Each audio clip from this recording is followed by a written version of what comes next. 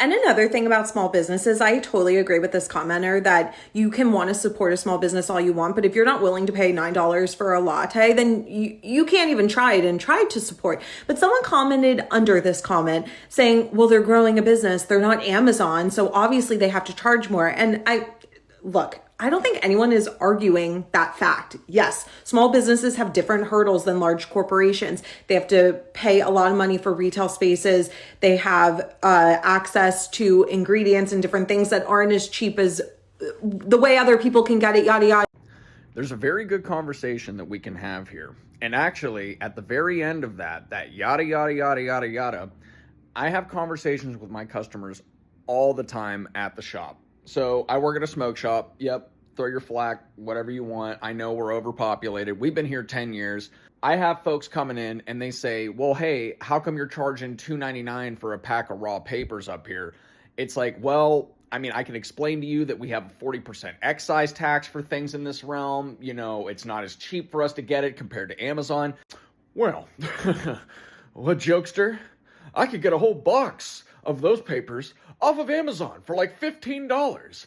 Here's the thing, right? At the end of the day, you don't have to buy it. You don't have to buy it. But what this shows is a complete willingness to not want to understand why that is. You're only looking at the surface level. You're only looking at the price. Amazon charges a whole box of this for $15, and then the neighborhood smoke shop is charging $2.99 for a pack of these.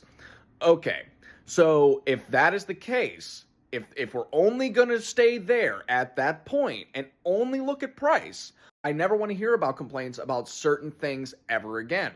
About how Amazon never pays taxes, about how Walmart never pays taxes, how Walmart doesn't give benefits to its workers, how Amazon is such a union-busting corporation, because the people, unfortunately, take turns on what they want to be upset about. This week, it seems like we're upset at small business prices. And again, it shouldn't have to be said, there are good big businesses and there are good small businesses.